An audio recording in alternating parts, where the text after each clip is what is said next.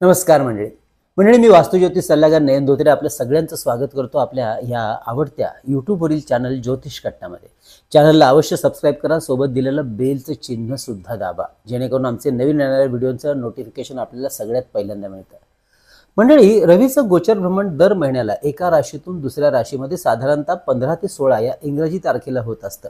अगदी क्वचित कधी कधी 14 तारखेला सुद्धा रवी आपली राशी बदलतो आणि यावेळी तर चक्क 18 तारखेपासून म्हणजे 17 तारखेनंतर राशी बदलतो आहे रवी, तेही रवीच्या नीच राशी म्हणजेच तूळ राशीमधून. तसेच हाच तो महिना आहे, हाच तो कालावधी आहे ज्या काळापासून दिवस छोटा आणि रात्र मोठी व्हायला लागते. आपल्याला काम करायला दिवस मोठा मिळत नाही. ज्योतिषशास्त्रीय गणितानुसार सूर्य तूळ राशीमध्ये 10 अंशापर्यंत नीच अवस्थेत असतो, म्हणजेच नीचेची फळं जरा जोरकसपणे या कालखंडात देत असतो आणि एक राशी ही 30 अंशापासून बनते. तर सूर्य 1 अंश एका दिवसामध्ये पूर्ण करत असतो, म्हणजेच हे 10 अंश पूर्ण करायला सूर्याला 10 दिवस लागतात. याचाच अर्थ 18 ते 28 ऑक्टोबर या दिवसांसाठी सूर्याचं तूळ या नीच राशीतून होणारं गोचर भ्रमण काहीसं अशुभ परिणाम हे थोडं मोठ्या प्रमाणामध्ये मिळवून देण्याचं काम करत असतं. प्रत्येक राशीसाठी वेगवेगळ्या कारणावरून रवीचं हे गोचर भ्रमण एका राशीत साधारणतः 1 महिन्यासाठी होत असतं. म्हणजेच रवी एका राशीमध्ये एका महिन्यासाठी गोचर भ्रमण करत असतो आणि एका महिन्यानंतर दुसऱ्या राशीत म्हणजे दुसऱ्या घरात येतो. म्हणजेच एका महिन्यासाठी रवीचं हे गोचर भ्रमण सुरू राहतं राशीतून आणि एका घरातून. रवी हा सिंह राशीचा स्वामी ग्रह असून मेष या अग्नी राशीमध्ये रवी उच्चीचं फळ देतो. तसेच सिंह ही रवीची मूळ त्रिकोण राशी सुद्धा आहे. म्हणजेच जेव्हा जेव्हा रवी मेष आणि सिंह राशीमधून गोचर भ्रमण करत असतो तेव्हा हा रवी ग्रह अत्यंत जोरकस शुभ फळ देतो. तर तूळ ही रवीची नीच राशी आहे, त्यामुळे जेव्हा रवी तूळ राशीतून गोचर भ्रमण करत असतो तेव्हा रवीची अशुभ फळं पण तितकीच जोरकसपणे मिळतात.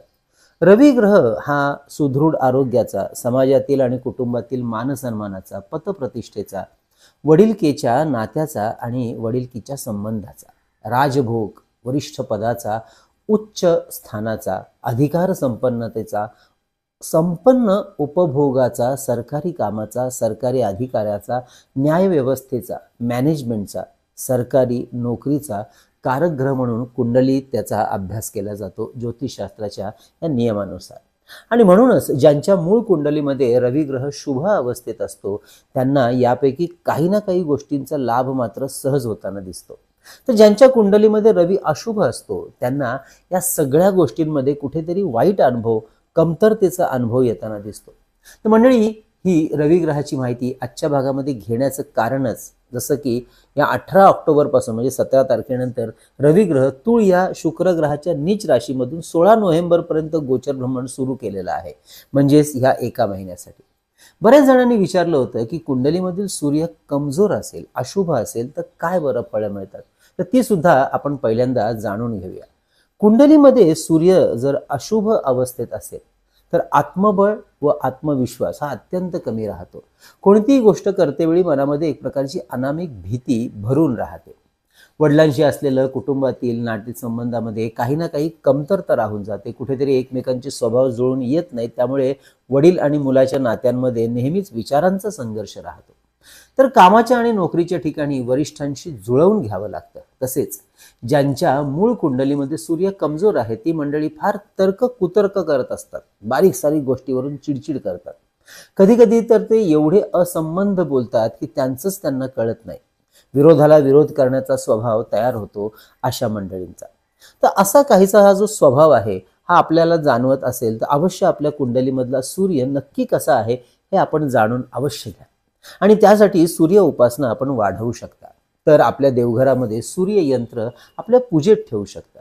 आजची ही रवी ग्रहाची 12 राशींना मिळणारी माहिती आपण आपल्या चंद्र राशीनुसार म्हणजे जन्म राशीनुसार माहिती करून घेत आहोत. तसेच रवी ग्रहाच्या या गोचर भ्रमणाची मिळणारी शुभाशुभ फळं आपल्या मूळ कुंडलीनुसार आपल्याला मिळणार आहेत हे मात्र विसरून चालणार नाही. चला तर मग जाणून घेऊया रवीचं म्हणजे सूर्याचं या महिन्यात होणारं तूळ राशीतलं गोचर भ्रमण काय बरं फळ देते 12 राशींना. पहिली राशी म्हणजे राशीचक्रातली मेष. मेष राशीच्या 7व्या घरातून सूर्याचं गोचर भ्रमण आपल्याला उद्योग व्यवसायात अचानकपणे अडचणी वाढवताना दिसून येतील. विशेष करून सरकारी क्षेत्रातून कामाच्या ठिकाणी, व्यवसायाच्या ठिकाणी त्रास वाढेल. जी मंडळी सरकारी कामामध्ये आहेत त्यांना आपल्या वरिष्ठांशी फारच सामंजस्याने घ्यावं लागणार आहे, नाहीतर वरिष्ठांची नाराजी ही भविष्यासाठी मात्र त्रासदायक ठरेल. आत्ताच्या काळात झालेली सरकारी नियमांच्या बाबतीमध्ये काटेकोरपणा ठेवावाच लागेल, नाहीतर होणारी कामं या काळात अडकून राहतील. सरकारशी असलेला समन्वय यामध्ये कमतरता येऊ शकते, याविषयी अवश्य आपल्याला मात्र काळजी घ्यायची आहे.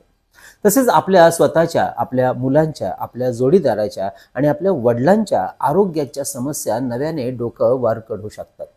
आपल्या त्यामुळे मानसिक आणि आर्थिक चिंता थोड्या प्रमाणात या काळात वाढतील, तेव्हा अवश्य तयारीत आणि सावध राहा. विद्यार्थ्यांनी आपल्या अभ्यासाव्यतिरिक्त इतर गोष्टींपासून दूर राहिलेलं बरं राहील. तर गर्भवती महिलांनी आपल्या आरोग्याच्या संदर्भात काळजी घेणं अत्यंत गरजेचं असणार आहे. ज्यांना संततीचा निर्णय या महिन्यात घ्यायचा आहे त्यांनी अवश्य आपल्या डॉक्टरांचा मात्र सल्ला घ्यायला विसरू नये आणि त्याप्रमाणेच नियोजन करावं. दुसरी राशी आहे राशीचक्रातली, ती म्हणजे वृषभ, शुक्र ग्रहाची. वृषभ राशीच्या 6व्या स्थानातून रवीचं हे गोचर भ्रमण सुरू असणार आहे. आपल्या आर्थिक व्यावहारिक संबंधांना इजा करू शकतो. त्यामुळे या काळामध्ये कुठलंही आर्थिक काम, गुंतवणूक, कर्ज देणं किंवा कर्ज घेणं याविषयी सावधानता ठेवणं अत्यंत गरजेचं राहणार आहे. पैशाशी संबंधित कामकाज करतेवेळी संयम राखूनच चालायचं आहे. थोडा वेळ अशा कामांसाठी आपल्याला लागणार आहे, हे लक्षात ठेवूनच कामकाज करायचं आहे. लोभाला बळी पडून गुंतवणूक करायची नाही. तर विद्यार्थ्यांनी आपल्या आरोग्याच्या संदर्भामध्ये काळजी घ्यायची आहे. रात्रीचं जागरण या काळात विद्यार्थ्यांनी टाळलेलं उत्तम राहील. घराच्या किंवा वाहनाच्या बाबतीमध्ये खरेदीचे काही निर्णय या महिन्यात घेणार असल्यास आधी संपूर्ण माहिती घ्या आणि एकदम जाऊन व्यवहार करू नका. या काळामध्ये शक्यतो नवनिर्माण कार्याच्या संदर्भात सबुरीने घ्यावं लागणार आहे आणि तेच आपल्या हिताचं राहील. तर आपल्या आईच्या आरोग्याविषयी थोडीशी काळजी जास्त घ्या. आईबरोबर कुठल्या प्रकारचे वैचारिक मतभेद होणार नाहीत, याकडे सुद्धा दुर्लक्ष करून चालणार नाही. काही मतभेद आधीपासून असतील तर ते बोलून, संवाद साधून सोडवणं उत्तम राहील. मातुल घराण्याबरोबर सुद्धा जुळवून घ्यावं लागेल, त्यांच्याशी सुद्धा वाद वाढवून चालणार नाही. आपल्याविषयी महत्त्वाची माहिती नको तेवढी जाहीर करू नका. ज्याचा गैरफायदा आपले गुप्त शत्रू आपल्या विरोधात वापरून आपला त्रास नाहक वाढवू लागतील, तेव्हा वृषभ राशीच्या मंडळींनो सावध राहा आणि आपल्या विरोधकांना हल्ल्यामध्ये घेऊ नका. सरकारी नियमांची पायमल्ली करू नका, नाहीतर एखादं सरकारी चालान आपल्या हाती येऊ शकतं, जे अडचणीचं ठरेल. तिसरी राशी म्हणजे बुध ग्रहाची मिथुन राशीच्या 5व्या स्थानातून, पंचम स्थानातून हे रवीचं तूळ राशीतलं गोचर भ्रमण आपल्याला मानसिक गोंधळ वाढवायला लावेल, विशेष करून प्रेमसंबंधामध्ये. आपल्या जोडीदाराबरोबर मानसिक गोंधळ वाढल्यामुळे तणावाच्या दोघांच्याही जीवनामध्ये तयार करणारा हा कालखंड राहणार आहे, ताणतणाव करणारा. तेव्हा अवश्य योग्य तो संवाद साधूनच दोघांमध्ये निर्माण झालेले प्रश्न आपल्याला सोडवावे लागतील. तसेच आपल्या पराक्रम स्थानाचा रवी हा स्वामी ग्रह असल्यामुळे काहीही नवीन निर्णय घेण्यापूर्वी योग्य जाणकार व्यक्तींचा सल्ला अवश्य घ्यायला विसरू नका. आपल्या भावंडांबरोबर सुद्धा आपल्याला सामंजस्यानेच वागायचं आहे. तसेच प्रवासामध्ये आपल्या आरोग्याची आणि मौल्यवान वस्तूंची काळजी घ्यायची आहे. आवश्यकता वाटली तर डॉक्टरांचा सल्ला घेऊनच प्रवासाचं नियोजन करा, जे आपल्यासाठी योग्य राहील. सोबत आपली औषधं मात्र घ्यायला बिलकुल विसरू नका. कामाच्या आणि व्यवसायाच्या ठिकाणी आपल्या वरिष्ठांबरोबर वादाला तोंड फोडू नका. थोडं पडतनमत घ्यावं लागेल.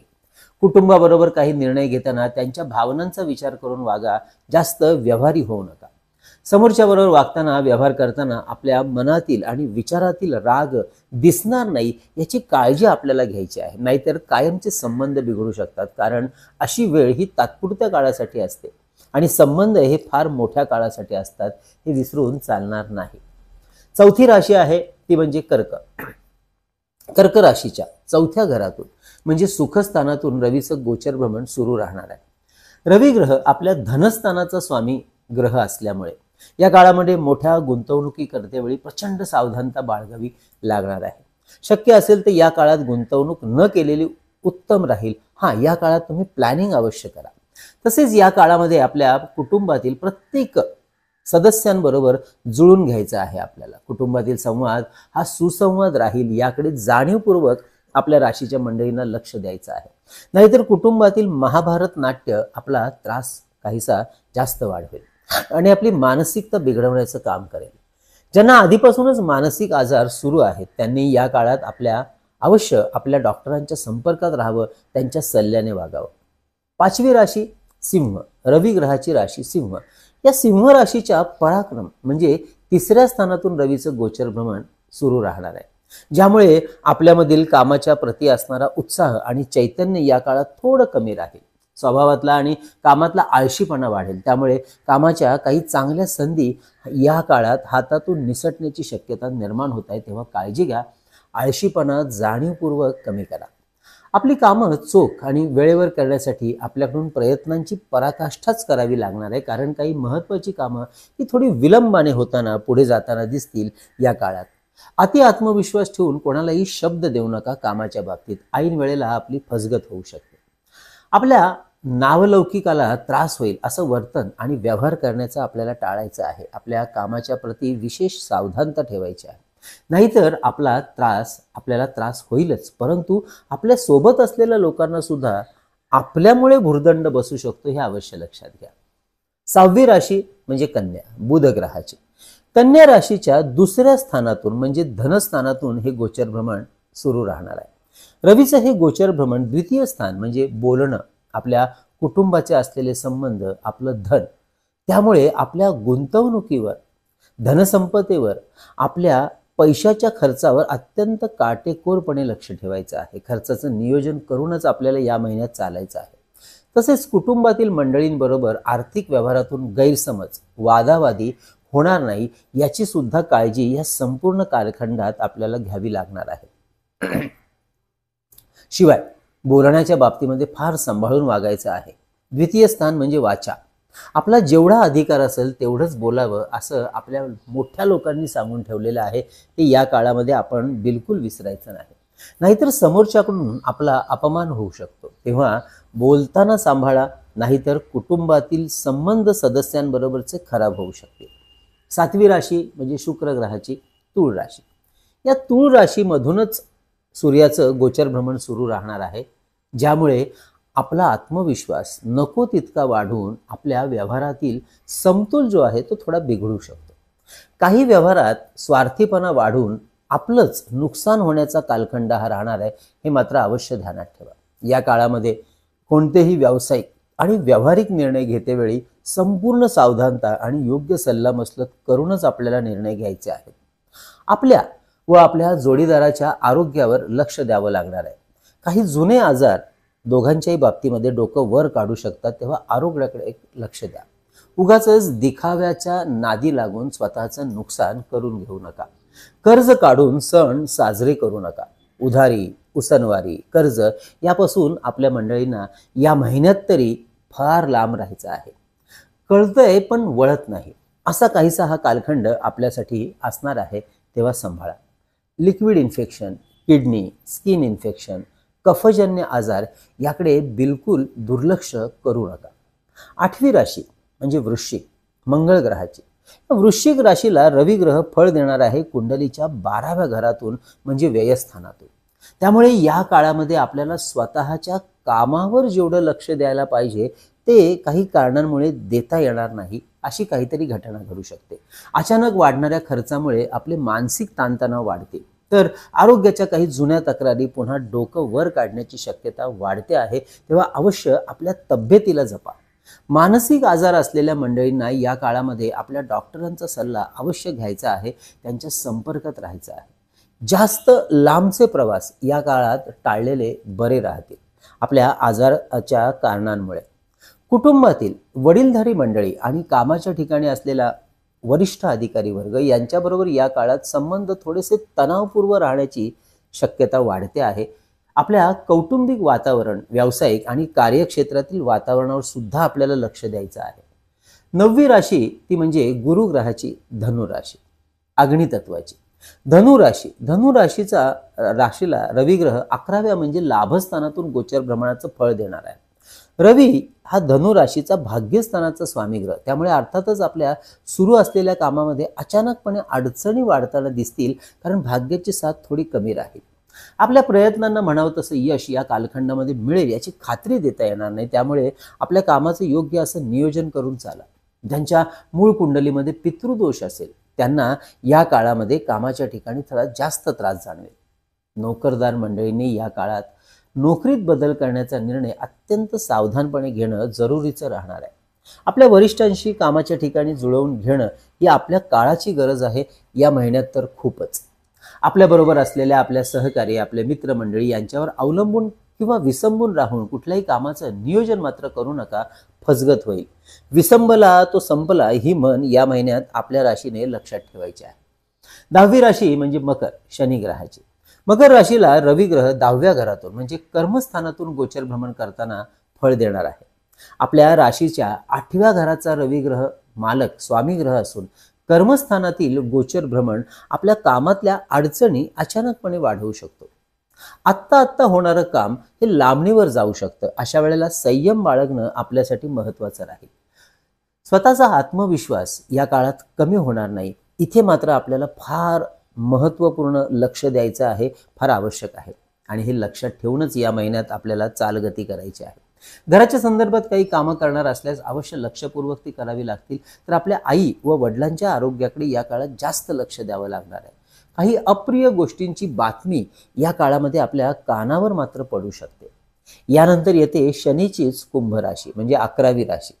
या कुंभ राशीच्या 9व्या घरातून म्हणजे भाग्यस्थानातूनच रवीचं गोचर भ्रमण सुरू राहणार आहे.